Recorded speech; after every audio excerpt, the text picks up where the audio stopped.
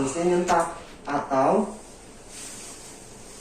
setelah 3 volt arusnya nyentak atau dia tingginya di atas 200 mili, di atas 200 mili ampere.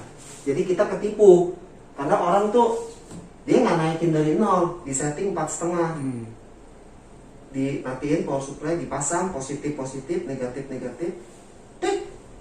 Nah tiba-tiba ada arus, arusnya tinggi. Ini 4,5 nih. Arusnya, nah misalkan 300, ya kan? Yeah. Wah, belum tekan saklar, arus udah tinggi. Berarti ada konslet di jalur mana? Titik-titik atau di sini? Titik-titik bro. Ya, ibarat rumah, semua kita matiin. Kenapa meteran gue jalan? Ya kan? Nah, itu kita udah salah paham. Kita nyangkanya di area titik-titik. Nah, setelah kita ulang dari 0 naikin, ternyata dia nggak naik. Baru setelah 3 volt, di atas 3 volt, dia naik. Bukan dia, tapi yang konslet di area sini. Kalau kita raba yang panas, dia yang ketuduh nih. Ini sama ini.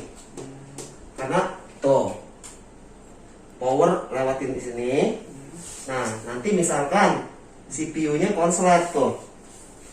Masuk. Di sini nggak ada apa-apa sebenarnya di titik-titik ini. Tapi konsletnya misalkan CPU. Anggap ya, CPU nih. Yeah. Aliran ke CPU deras. Jadi yang ketangkep dia nih panas. Nah, caranya gimana? Setting power supply tegangannya 1 volt aja. 1 sampai 1,5 volt. Negatif ke ground, positifnya tes di semua kapasitor sekitar IC power,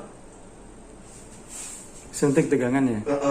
sampai ketemu kapasitor yang dua-duanya nunjukin arus. Misalkan, man, sadar man. Buka aja ya, tersakit lu. Kalau udah kedinginan ini apa? Demam biasanya orang.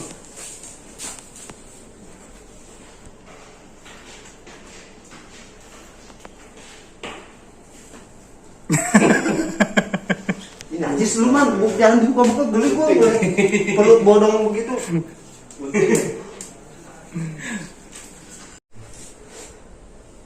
Kapasitor apa? C voltage 1. Itu perumpamaan doang.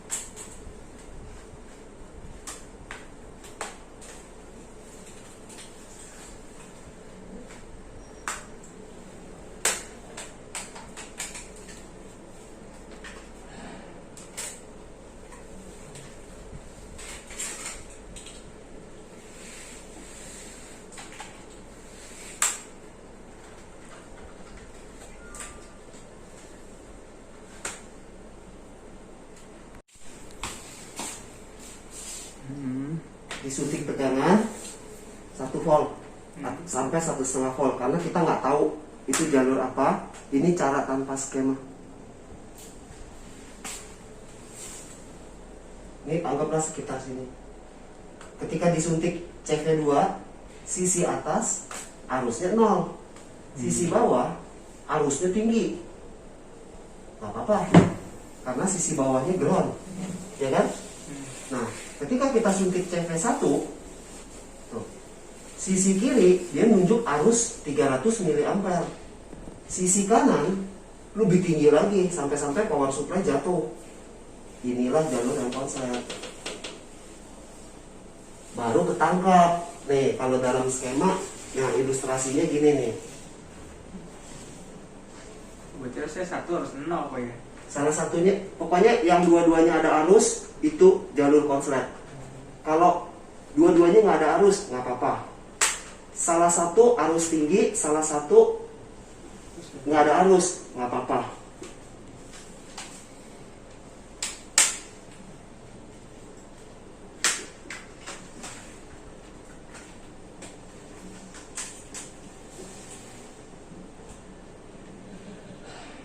Masih ada bau.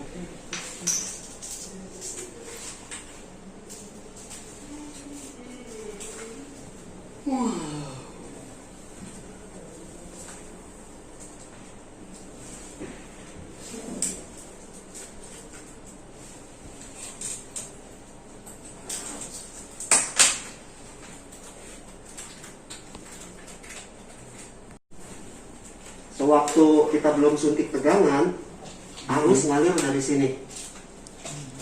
Jadi tuh. Nah, dia muter-muter gitu. Sebelum dia kepanasan, dia berdua udah menderita duluan. Tapi setelah kita kesini, ini segala itu letaknya nggak jauh dari IC power. Jadi ntar nih banyak kutu kapasitor, suntik aja sembarangan.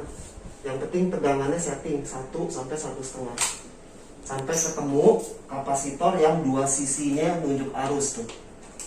Pilih yang terkecil karena yang tinggi ini itu ground. Ya ketangkap nih ntar. Saya suntik di sini nih. Iya. Udah aliran arusnya gini.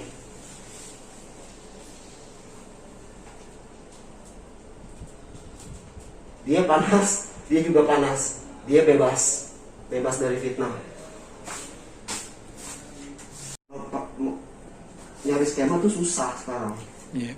Dan Bayar. skema itu. Sama tadi tuh test point. Nilai yang sama, itulah jalur dia. Jadi teknisi bisa tahu ketika dia test point, oh di fibar 0,416. Iya. Seluruh jalur ini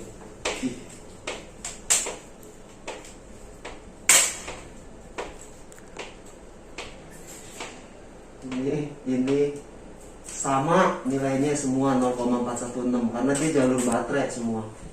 Kalau di handphone Pak ya? Kalau di laptop sebenarnya sama, tapi ICRF pas dicek kagak ada. Di sini ada, di IC charger ada nilainya sekian. Pas dicek di sekitar PA semua kapasitor udah di test point, kagak ada yang nilainya sama segini. Ya udah kita udah tahu, percuma lu ganti IC PA, jalur fibatnya putus. Itu mesti pakai mikroskop. Jadi ntar dikasih kelihatan uratnya. Kesini 0 karena ground sama ground. Dicabut nggak apa-apa. Sekarang, nah ini. Satu di ground, 0 ada angka, dicabut tetap nyambung. Nah sekarang dia di sini ada angka karena dia nggak ke ground. Di sini ada angka juga, tapi angkanya beda. Kenapa? Karena resistor itu ada hambatan. Jadi kalau yang dua-duanya itu ada angka, berarti dia pasangnya seri. Kita cabut putus. Kalau salah satunya 0, nah dia dipasangnya kayak gini. Dicabut ini nggak apa-apa. Ya bukan nggak apa-apa sih, nggak panjang umur ya. Nah kalau ini nggak boleh dicabut, yang dekat IC lampu, karena dia sebagai LO. Kalau dicabut, lampunya nggak mau hidup, Mati ya Pak? mati tetap. Berarti ini kalau C6 dicabut, ini PMO backlight nggak bisa dong? Tetap hidup. Cuman ya yang saya bilang kemarin dulu, kapasitor itu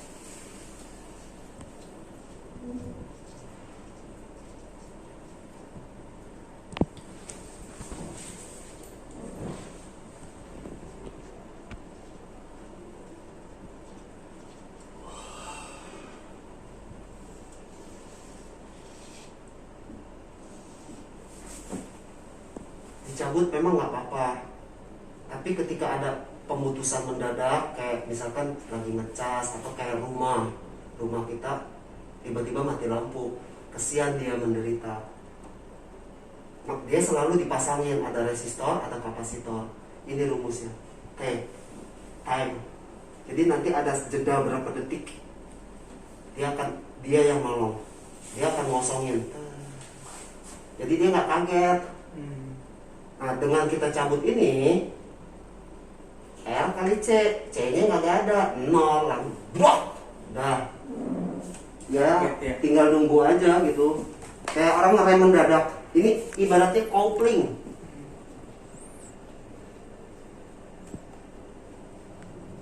Kopling gimana sih sifatnya? Kita mau ganti gigi tapi nggak mencet kopling, coba deh. Apa yang terjadi itu? Hancur itu gigi. Ya kita cuma ngomong nggak apa-apa, biar simple. Ini ngebahas gini ya, panjang lagi urusannya. Soalnya kalau yang Senin Jumat ramai bro. 10 orang nanya mati. Oh berarti ini bagus dong Pak ya?